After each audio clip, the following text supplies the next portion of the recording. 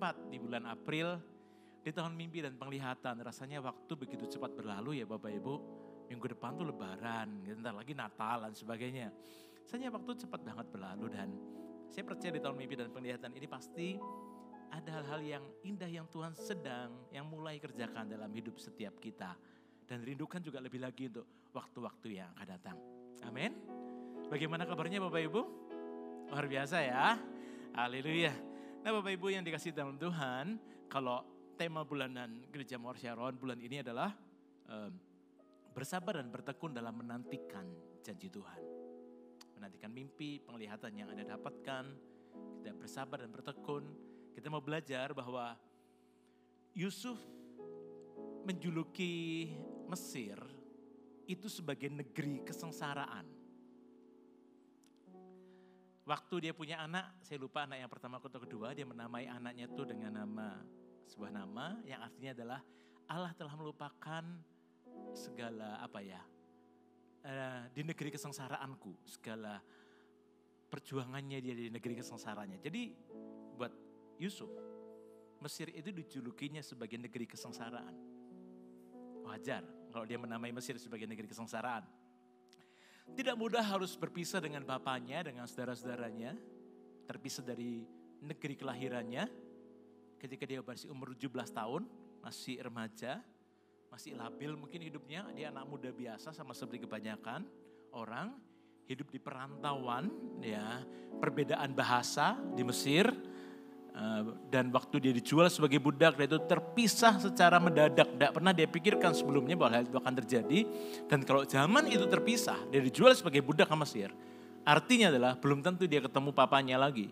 Yang sangat mengasihi dia, yang dia sangat kasih dia. Belum tentu dia berjumpa dengan Benyamin adiknya lagi. Ingat zaman dulu belum ada video call. Belum ada alat komunikasi seperti kita sekarang. Kalau kita sekarang anak Anda sekolah di luar pulau, luar kota, luar negeri sekalipun, Anda tidak terlalu masalah karena Anda bisa video call setiap waktu gitu ya. Asal ada internet, asal ada wifi dan sebagainya Anda bisa melakukannya. Tapi Yusuf tidak gitu ya. Nah dalam waktu semalam si anak kesayangannya harus jadi budak. Setelah dia mengalami promosi dalam pekerjaannya, dia menjadi kepala rumah tangganya Potifar. Dalam semalam juga orang yang lagi mengalami promosi dalam pekerjaannya ini harus menjadi budak karena istri Potifar yang memfitnah dia. Hidupnya penuh dengan drama si Yusuf ini. 13 tahun kurang lebih sampai kemudian mimpi itu jadi kenyataan dalam hidupnya. 13 tahun hidupnya itu penuh dengan drama Bapak Ibu. Tetapi yang menarik adalah Yusuf itu tidak sekedar bertahan atau menjalani kehidupannya saja.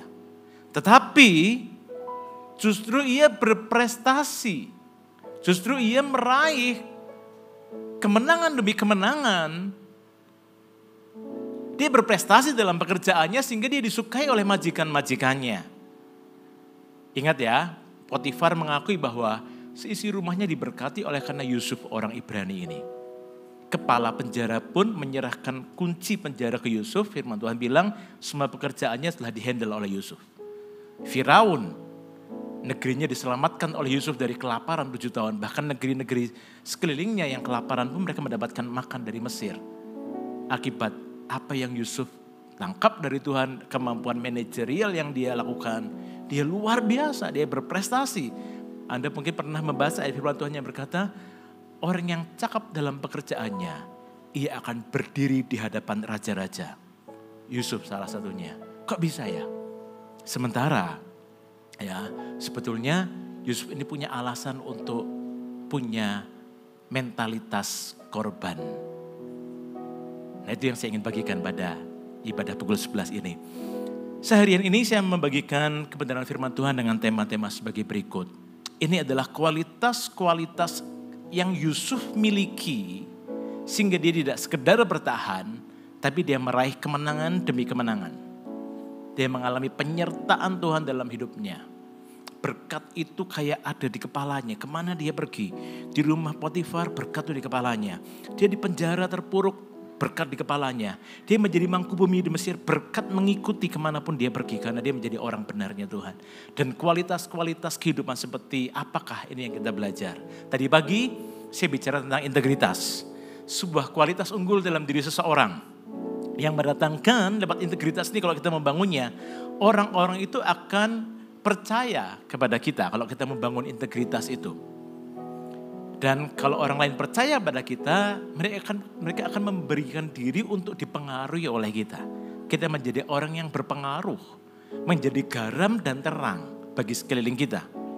Nah, integritas adalah sebuah kekuatan karakter moral yang perlu kita bangun.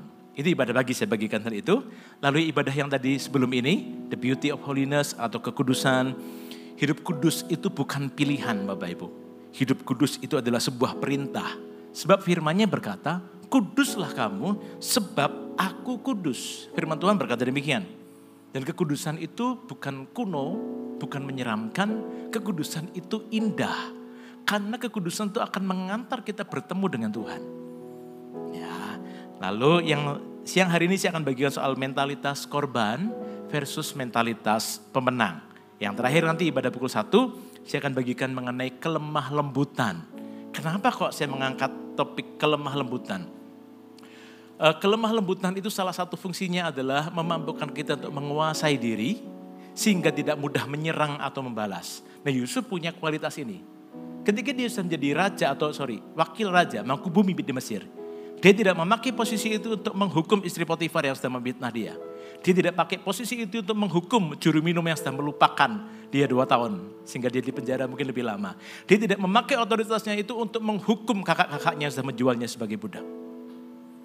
Kelemah lembutan itu sebuah kekuatan. Cuma sayangnya kata meekness bahasa Inggrisnya itu kalau di Indonesia kan kelemah lembutan. Lah kalau ada kata lemah yang tersirat yang terpintas dalam benak kita tuh rasanya kelemah lembutan itu kayak sebuah kelemahan gitu ya. Padahal bukan. Kelemah lembutan itu sebuah kekuatan yang luar biasa. Kenapa? Karena bagi orang yang lemah lembut di kitab-kitab yang berbeda dalam Alkitab itu dikatakan bahwa mereka upahnya adalah memiliki bumi, mewarisi negeri, merebut kota. Menarik Bapak Ibu. Kalau dunia mengajarkan kalau kau pengen jadi yang nomor 1, sikut sana, sikut sini. Hancurkan musuhmu. Tapi Tuhan mengajarkan sesuatu yang lain. Yaitu kelemah lembutan itu. Kalau kau ingin memiliki bumi, mewarisi negeri, merebut kota. Itu luar biasa. Nah, itu di ibadah yang terakhir. Kalau Bapak Ibu mau join untuk ibadah yang di pukul 1 silahkan. Ya. Yang hari ini, yang pukul 11 ini, saya bagikan soal mentalitas korban versus mentalitas pemenang. Apa sih mentalitas korban atau victim mentality itu apa sih? Orang yang punya mentalitas korban ini adalah orang yang merasa dirinya sebagai korban dari kondisi atau situasi yang terjadi di sekelilingnya. Mungkin ada orang, pernah gak Anda ketemu dengan orang yang ngeluh terus dan berkata, aku seperti ini nih gara-gara teman bisnisku. Melarikan uangku, kemudian sekarang aku terpuruk, sudah sekian lama aku harus jual ini, jual itu, terus. Kalau Anda ketemu dia ceritanya seperti itu terus. Menyalahkan, betul sih memang mungkin teman kongsinya salah. Dia terus menyalahkan terus. Ya, lalu dia orang yang punya mentalitas korban ini, ciri-cirinya adalah akan konsisten menyalahkan orang lain atau situasi atau kondisi. Ada orang yang kepahitan sama pemerintah, saya pernah ketemu. Ya, orang itu rasanya pahit pol sama pemerintah ya. Pemerintah ya pasti ada salahnya, namanya ngurusi ratusan juta warga ya pasti ada salahnya ya Bapak Ibu ya. Pasti ada keputusannya mungkin tidak tepat. Tapi orangnya dia kepahitan, betul-betul kepahitan. Sampai dia benci sama Indonesia misalnya gitu. Kok bisa ya? Nah, terus menyalahkan gitu ya. Yang di awal-awal mungkin dan semua orang bisa dicobai untuk terperangkap atau terjebak dalam jebakan ini, mental korban ini. Mungkin di awalnya dimulai dengan mengeluh, terus-menerus mengeluh. Kemudian hanya meragukan Tuhan. Seperti yang terjadi pada bangsa Israel ketika mereka keluar dari Mesir dan masuk padang gurun. Betul? Mereka mengeluh, merasa diri korban. Seandainya kita balik ke Mesir, kita bisa makan sup dia sebut namanya ya. Seandainya kita balik ke Mesir dulu, selalu ingatannya Mesir dan selalu menyalahkan, meragukan Tuhan, menyalahkan situasi, nggak bisa makan daging di sini, terus nyalahin. Dan mereka tidak masuk tanah Kanaan sama sekali, generasinya, kecuali Yosua dan Kaleb dan keturunan mereka yang lahir di padang gurun. Tuhan tidak suka dengan keluhan atau mentalitas korban ini. Jangan sampai kita terperangkap, karena semua kita pasti pernah dan akan dicobai untuk terjebak dalam perangkap mental korban ini. Nah, Bapak Ibu, kembali ke cerita Yusuf. Yusuf sangat memiliki alasan untuk terjebak dalam mentalitas korban. Saya membayangkannya ya, ketika dia mengantar ransum makanan dari ayahnya untuk kakak-kakaknya. Dia baik, dia bawa makanan dari rumah untuk kakak-kakaknya yang lagi menggembalakan. Tiba-tiba dia dilucuti jubahnya, diseret. Mungkin dia pikir kakaknya ini guyon, ini main-main nih, bercanda nih sama dia. Tapi ternyata kakaknya serius gitu ya. Diseret, dia dilucuti jubahnya, dia dimasukkan ke dalam sumur. Sementara dia dimasukkan dalam sumur, kakak-kakaknya tuh tertawa dengan sinis, menertawakan, si anak manja ini.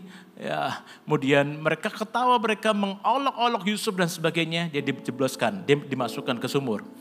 Kemudian dijual sebagai budak. Di tengah-tengah mungkin kakaknya tawar-menawar dengan orang yang mau beli Yusuf untuk dijual sebagai budak. Mungkin Yusuf pikir, ini serius tak koko ini? Serius tak mau jual aku? Gitu ya. Dia lagi kebingungan seperti itu dan ternyata betul-betul koko-kokonya serius menjualnya sebagai budak. Ketika dia pergi ke Mesir, yang paling berat adalah terpisah dari ayahnya yang sangat mengasihinya dan adiknya Benyamin. Ya, dunianya seolah-olah runtuh dalam sekejap. Saya yakin Yusuf manusia biasa, pasti pernah terbersit dalam pikirannya dan hatinya. Kenapa Tuhan? Kenapa itu Tuhan izinkan terjadi? Dia mungkin menyalahkan, gara-gara koko ini aku jadi begini. Istri majikanku ini yang membuat aku bernasib seperti ini, jadi narapidana. Gimana sih kok juru minum tidak menolongku? Mengunjungiku pun tidak setelah perbuatan baik yang kulakukan terhadap dia. Dia dilupakan 2 tahun oleh juru minum. Ingat cerita itu? Mungkin pernah ia merasa tidak berdaya. Ia marah. Namun ia tidak berlama-lama. Ia memilih untuk bangkit. Ia tidak mau terperangkap dalam jebakan mentalitas atau mental korban ini. Kita tahu bagaimana cerita selanjutnya. Yusuf mencapai atau meraih mimpi yang Tuhan janjikan. Ia menjadi wakil raja di bumi ini, di Mesir. Lalu bagaimana caranya?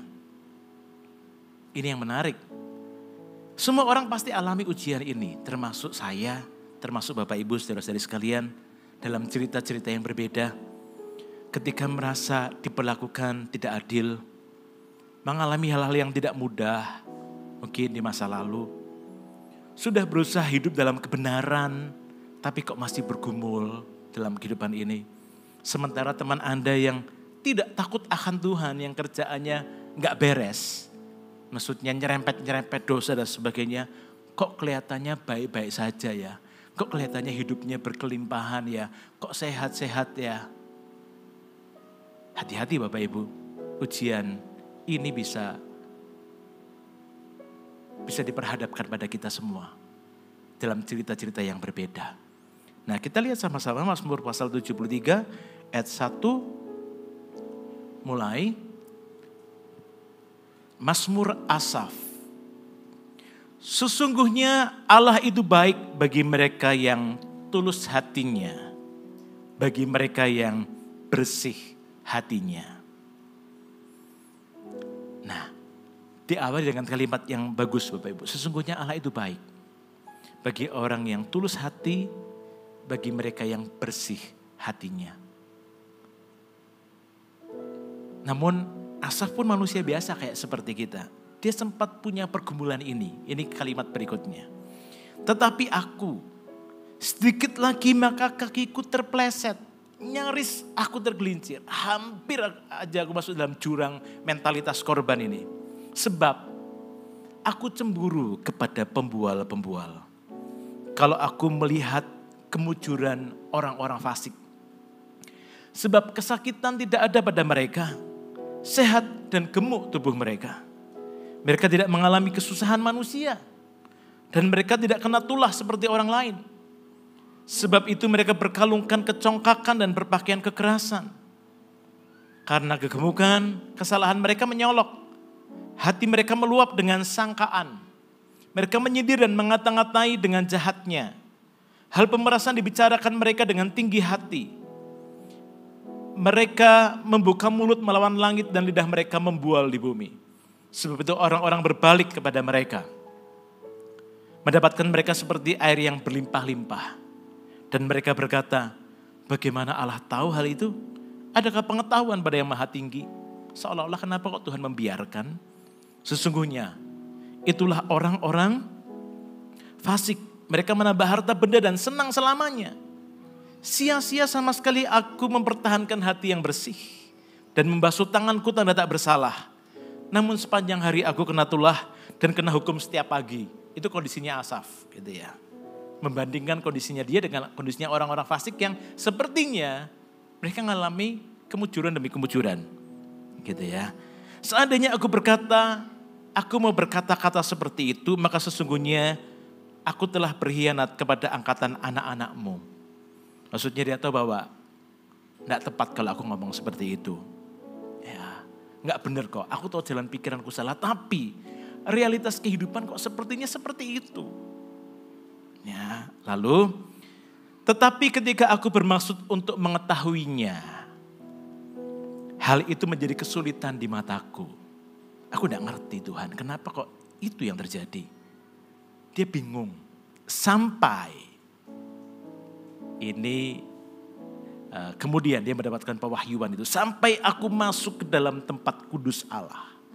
Sampai dia masuk dalam hadirat Tuhan dan memperhatikan kesudahan mereka. Sesungguhnya di tempat-tempat licin kau taruh mereka. Kau jatuhkan mereka sehingga hancur. Betapa binasa mereka dalam sekejap mata, lenyap. Habis oleh karena kedahsyatan. Seperti mimpi. Pada waktu terbangun ya Tuhan. Pada waktu terjaga. Supaya mereka rupa mereka kau pandang hina. Asaf pemazmur mengalami pergumulan yang sama. Hampir dia tergelincir, hampir dia terpleset dalam mental korban, meragukan kebaikan Tuhan, karena dia membandingkan orang fasik kok hidupnya sepertinya mujur, aku yang hidup dalam kebenaran kok sepertinya kena tulah sepanjang hari, seolah-olah seperti itu. Sampai dia masuk ke dalam tempat kudus Allah, baru seperti Tuhan singkapkan, Tuhan wahyukan. Sebetulnya yang akan terjadi pada mereka orang-orang fasik ini, yang kau lihat mujur sekarang ini, mereka itu akan habis lenyap dalam sekejap. Baru kemudian Asaf itu berdamai. Ya. Nah, dari pemazmur nanti kita baca ayat selanjutnya. Dari pemazmur dan juga Yusuf. Kita belajar yang pertama. Apapun keadaanmu hari ini, tetap percaya pada Tuhan. Sekalipun tidak mengerti. Amin. Tetap percaya sama Tuhan, bahwa Tuhan pegang kendali. Sekalipun Anda mungkin tidak ngerti alasannya kenapa. Kok ini terjadi, itu terjadi.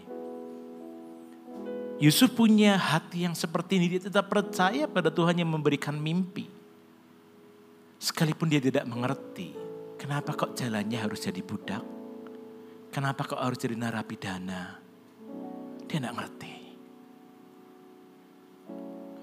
Ada lagu lama tuh di film Yusuf itu saya pernah nonton film kartunnya. Judulnya tuh You Know Better Than You Know Better Than Than I atau apa ya? Betul ya? You Know Better Than I. Tuhan, aku udah ngerti. Tapi satu hal yang aku tahu. Engkau tahu lebih baik, engkau tahu lebih banyak dibanding aku. Yang aku putuskan adalah aku mau tetap percaya sekalipun tidak mengerti. Hal itu membuat menolong Yusuf untuk berdamai dengan situasi hidup, dengan musim kehidupan yang Tuhan izinkan terjadi dalam hidupnya. Amin. Nah, Yusuf berdamai dengan situasi itu. Yusuf tidak memberontak dengan apa yang Tuhan izinkan terjadi. Punya sebuah hati yang kualitas yang demikian, tetap percaya pada Tuhan sekalipun tidak mengerti. Itu kita perlu juga punya itu di hati kita. Seperti pemazmur juga. Ini ayat lanjutannya ya Bapak Ibu, dari ayat lanjutan tadi. Yang barusan tadi kita baca cukup panjang itu. Ayat 21 sampai 23. Ketika hatiku merasa pahit dan buah pinggangku menusuk-nusuk rasanya, aku dungu dan tidak mengerti. Seperti hewan aku di dekatmu. Hewan itu kan tidak punya akal budi ya Bapak Ibu, dia hanya punya insting. Seperti hewan, aku seperti orang yang tidak berakal budi, aku tidak ngerti Tuhan.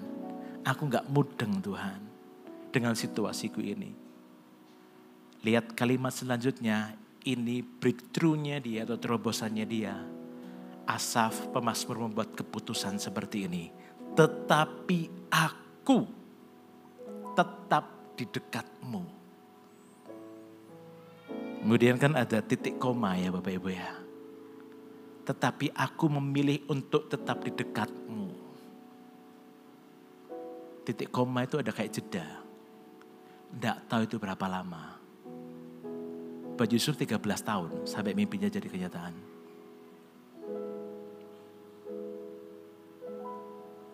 Ada mungkin saya berdoa sekian tahun. Anda sedang berkata, aku tetap di dekatmu Tuhan. Ada tanda baca titik koma itu. Ada jeda waktu gak tahu berapa lama. Ya. Kau mungkin belum melihat tangan Tuhan turun dalam hidupmu. Kau mungkin belum melihat jawaban Tuhan ada dalam hidupmu. Tapi aku memilih tetap di dekatmu Tuhan. Aku tetap percaya sekalipun aku tidak ngerti. Aku tetap berdekat pada Tuhan. Aku akan tetap berapi-api, aku akan tetap menyala-nyala, aku akan tetap melayani Tuhan. Sekalipun. Satu hari nanti akan terjadi. Engkau memegang tangan kananku. Amin. Nanti Anda baca ayat selanjutnya. Dengan nasihatmu engkau menuntun aku. Engkau mengangkat aku ke dalam kemuliaan. Amin. Nah masing-masing orang tuh beda-beda waktunya. Tapi Tuhan tahu waktu yang terbaik. Tetap percaya sekalipun tidak mengerti. Dari pemazmur dan dari Yusuf kita belajar yang pertama itu. Yang kedua adalah jangan pernah kecewa dengan Tuhan. Amin Bapak Ibu. Jangan pernah kecewa dengan Tuhan. Jangan salah paham dengan Tuhan. Kejadian 50 ayat 20 berkata seperti ini. Ini kisah ketika kakak-kakaknya tahu ketika Yusuf memperkenalkan dirinya sebagai adiknya yang dijual sebagai budak. Kakak-kakaknya tuh takut gitu ya. Jangan-jangan Yusuf tuh akan menghukum mereka. Ini perkataannya Yusuf yang luar biasa. Dikatakan demikian. Memang kamu telah mereka-rekakan perkara yang jahat terhadap aku. Tetapi Allah telah mereka-rekakannya untuk kebaikan. Sudah percaya? Kalau orang merencanakan kejahatan, Tuhan sanggup mengubah itu jadi kebaikan buat hidup kita. Yang percaya berikan tepuk tangan buat Tuhan. Memang kamu telah mereka-rekakan perkara yang jahat terhadap aku. Tetapi Allah telah mereka-rekakannya untuk kebaikan. Dengan maksud melakukan seperti yang terjadi sekarang ini. Yakni memelihara hidup suatu bangsa yang besar. Amin. Jangan pernah kecewa dengan Tuhan. Jangan salah paham dengan Tuhan kalau Tuhan izinkan hal ini terjadi. Kalau kita bisa meresponi setiap situasi dengan tepat. Jangan takut. Seperti pemazmur dikatakan, engkau memegang tangan kananku. Dengan nasihatmu engkau menuntun aku. Dan engkau mengangkat aku dalam kemuliaan. Seperti Yesus bilang, untuk maksud inilah Tuhan mengizinkanku melalui semuanya itu. Untuk memelihara suatu bangsa yang besar. Tuhan punya rencana yang indah. Tuhan punya rencana yang besar atas hidup Anda dan saya. Yang setuju katakan amin. Haleluya. Nah Bapak Ibu, ada ungkapan ngomong seperti ini. Jangan pernah simpulkan sebuah buku jika Anda baru baca setengahnya. Tuhan belum selesai dengan hidupmu. Selama masih ada nafas di hidup kita.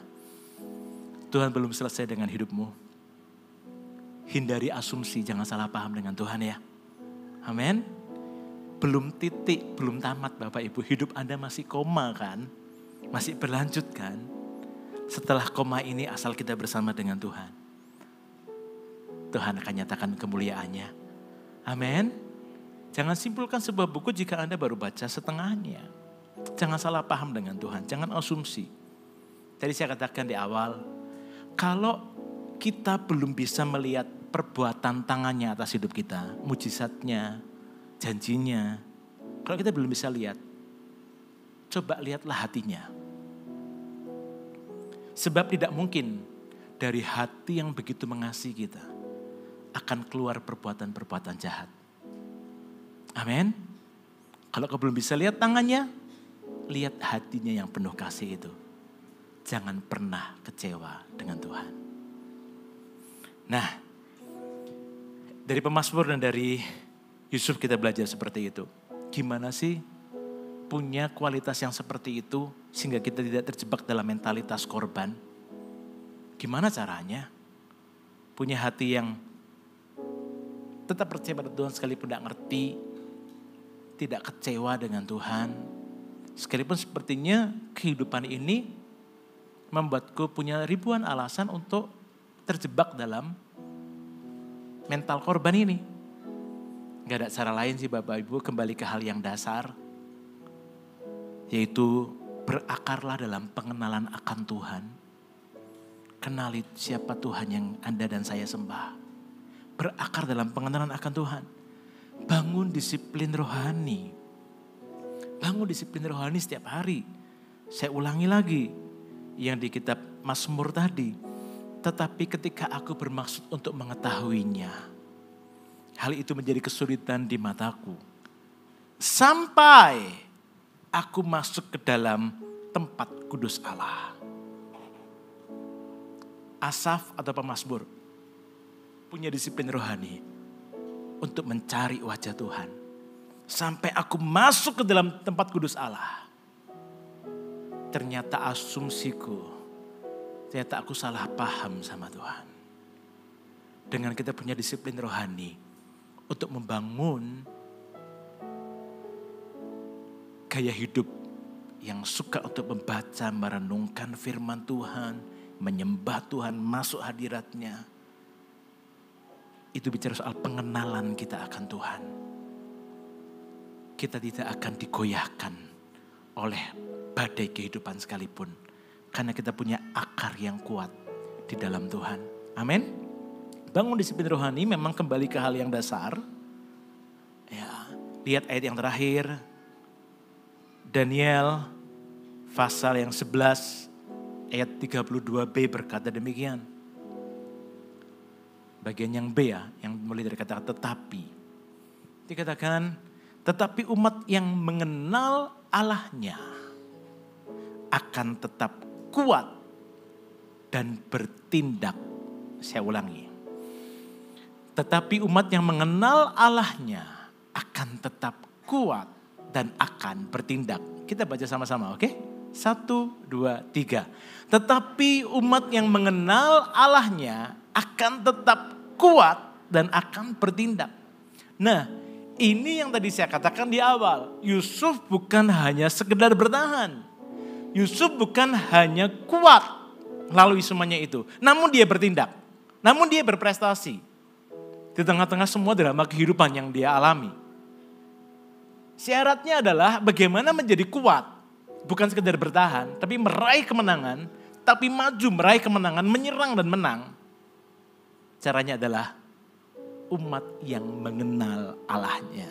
Amin. Tidak ada cara lain Bapak Ibu. Umat yang mengenal Allahnya. Oleh karena itu tadi saya katakan bahwa caranya adalah miliki atau berakar dalam pengenalan akan Tuhan. Yang akan membuat kita kuat hadapi setiap musim kehidupan kita. Bukan hanya kuat, bukan hanya bertahan. Tapi kita bertindak bertindak, meraih kemenangan, menyerang dan menang. Itulah mentalitas lebih dari pemenang. Bukankah firman Tuhan berkata bahwa engkau itu umat Tuhan yang lebih daripada pemenang? Amin. Ini seharusnya mentalitas kita, yaitu mentalitas pemenang, bukan mentalitas korban. Lebih dari pemenang, itulah jati diri Anda dan saya. Itulah yang firman Tuhan katakan tentang kita. Tetapi, ada firman Tuhan kan yang ngomong, tetapi kita semua adalah umat yang lebih daripada pemenang. Pernah baca ayat seperti itu? Bukan sekedar menang, tapi lebih daripada pemenang. Dan kita mau hidup dengan mentalitas yang seperti itu. Bukan mentalitas korban. Amin. Kalau selama ini, saya minta teman-teman PAW bisa maju ke depan. Kalau selama ini mungkin Anda merasa bahwa Anda seperti Asaf tadi. Atau Anda seperti Yusuf dalam versi Yusuf yang berbeda. Anda terjebak dalam perasaan bahwa gara-gara koko ini, aku kayak gini sekarang. Gara-gara ini istriku, aku jadi seperti ini sekarang. Gara-gara suamiku, ya aku sih, ya sudahlah. Tapi aku belum bisa ngampuni dia. Ya. Anda mungkin kenal orang yang punya mentalitas seperti itu. Yang ngomong seperti itu. Atau bahkan mungkin itu diri Anda sendiri. Mari kita mau berubah siang hari ini, amin. Mari kita menjadi umat Allah yang mengenal siapa Tuhan. Bukan sekedar kuat tapi bertindak. Tetap percaya pada Tuhan sekalipun tidak ngerti. Dan tidak pernah meragukan kasih-Nya. Tidak kecewa dengan Tuhan.